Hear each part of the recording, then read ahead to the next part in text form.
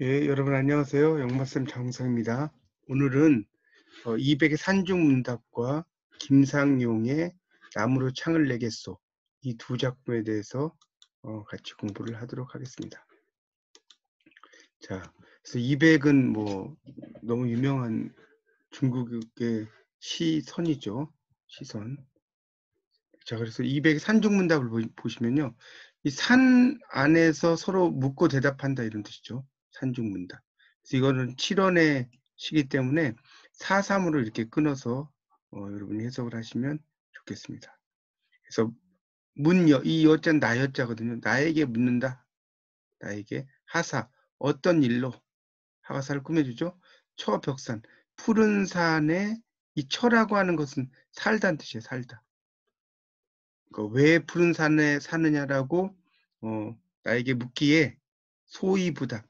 자, 웃으면서 대답하지 않았다는 거죠. 웃었지만 웃으면서 대답하지 않았다는 거죠. 심자한. 이때 자라는 것은 저절로라는 뜻입니다. 저절로. 스스로라기보다는. 그래서 마음은 저절로 한가롭다.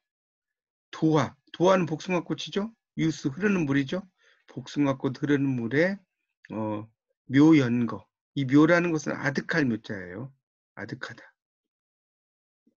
아득하다인데 여기 연이 붙어서 이제 아득히라는 부사가 됐죠. 아득히 떠가니 별류천지 비인간.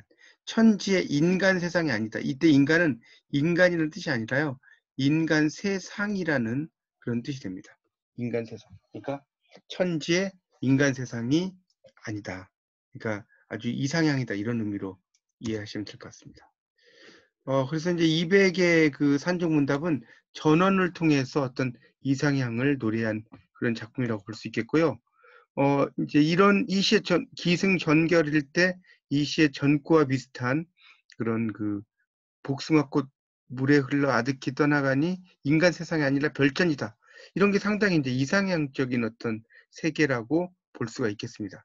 그런 세계라고 볼 수 있는데 이 시와 유사한 그런 내용의 시로 이 김상용이라는 시인의 나무로 창을 내겠소라는 그런 시가 있어서 한번 같이 공부를 해보도록 하겠습니다.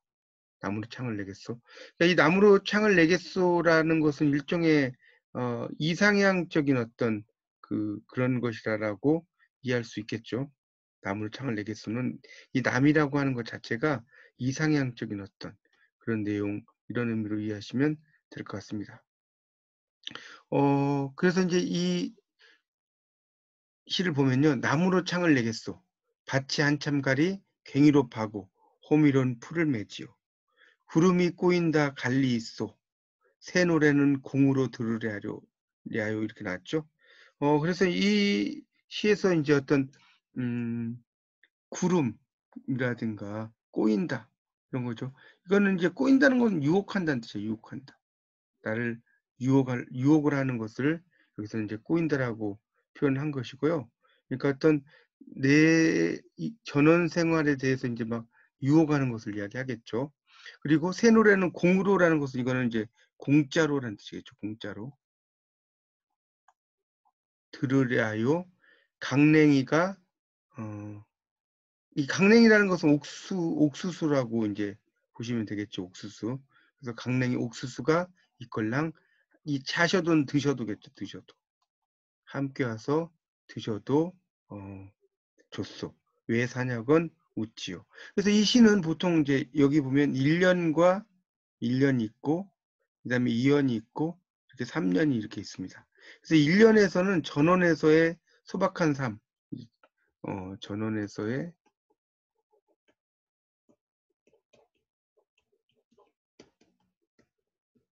소박한 삶에 대한 동경이랄까요?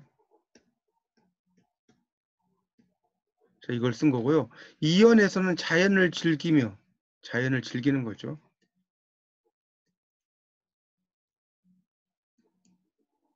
인정을 나누는 삶이죠. 사람들과 인정을 나누는 삶.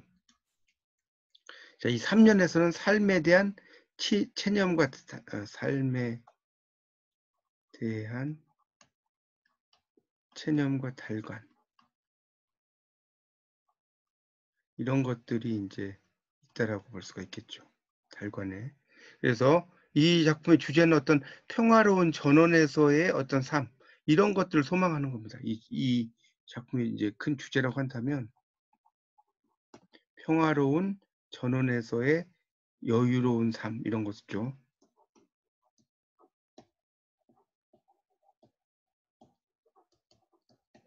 전원에서의 여유로운 삶, 이런 것들을 동경하는 이런 내용이 이제 이 작품의 가장 어떤 핵심적이랄까요? 그런 내용으로 보시면 될 것 같습니다.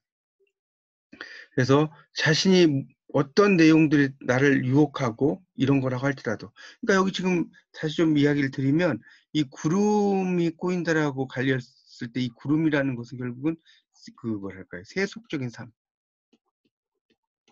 이런 의미로 이제 볼 수가 있겠죠. 그런데 이 세속적인 삶 대신에 괭이, 호미, 새놀이, 여기 보면 괭이도 있죠, 호미도 있죠, 그다음 새노래도 있죠, 강냉이도 있죠. 자, 이런 것들은 자연적인 삶이라고 볼 수 있어요. 괭이, 그다음에 호미, 그다음에 새노래, 그다음에 강냉이, 이런 것들은 자연적인 삶이라고 볼 수 있습니다. 그래서 이 자연적인 삶과 이 세속적인 삶을 구분을 하면서 이 마지막에는 이제 웃음으로 그런 어떤 현실을 달관하는 그러한 노래라고 보시면 될 것 같습니다. 그래서 이 김상용 씨는 일본 리쿄대 영문학과 출신이고요. 영문학을 전공했지만 되게 동양적인 내용이고요. 이 동양적 관조, 그다음에 목가적인 세계, 그리고 남쪽, 이것은 지향하는 남쪽에 있는 전원이라고 볼 수 있고, 그래서 시인은 도시라는 인위적인 세계에서 벗어나 전원에 가서 이제 만족하는 안분지족이라고 보통 이제 그러죠. 그 안분지족, 편안히 여긴다는 것이 자기 삶을. 그리고 지족, 족함을 한다. 이런 그 삶을 이야기한다라고 볼 수 있겠고요. 그래서 이 시상이 가장, 시상이라는 것은 시의 생각을 이야기하는 겁니다. 가장 응축된 부분은 마지막 연이고, 왜 사냐건 웃지요. 시인의 인생에 대한 달감과 웃음이고, 이걸 영어로 영작을 한다면 when someone asks, 누군가가 물어본다면 why I live, 왜 내가 사는지 물어본다면, 이런 뜻이겠죠. 뭐 이제 이걸 문법적으로 말하면 이제 간접 의문문이라고 할 수 있죠. 의문사 주어 동사의 순서가 되는 거죠. 그러니까 의문문이 있는 의문문이 의문문 평서문 다음에 이렇게 이제 쓰이고요. 그러면 I just smile, 난 단지 미소를 짓습니다. 웃지요라는 의미로 쓸 수 있겠죠. 그래서 200 산중문답에서는 무슨 뜻으로 푸른 산에 사느냐라고 묻기에 웃으면서 대답하지 않는다. 그래서 저절로 한가롭다. 그리고 김상용의 시에서는 웃는 내용이 마지막 부분에 나타나죠. 웃지요라고 나오죠. 왜 사냐고 물으면. 200의 시에서는 이제 나타나 있지 않고요. 이 김상용의 웃음은 달관의 웃음이라고 한다면 200의 웃음은 약간 쓸쓸함의 웃음이고, 나무로 창을 내겠어에서는 자연 속에서 하나가 되는 경지, 200에서는 그 자연에 살면서도 이상향을 꿈꾸는 내용이죠. 그리고 이제 나무로 창을 내겠소 같은 경우는 이런 요소 다 가군이죠. 이 끝부분이 운이 많다는 거죠. 200에서는 거기서도 한과 간이라고 하는 게 있죠. 여기 보면 소이보다 심자 한이 있고요. 별유천지 빈 간이 있죠. 그래서 다 이런 아분이 되어 있는 작품이라고 볼 수가 있겠습니다. 예, 오늘은 이렇게 200의 산중문답과 김상용의 나무로 창을 내겠소, 둘 다 전원 속에서의 어떤 삶, 이상향적인 삶, 이런 것을 노래한 두 작품이었습니다.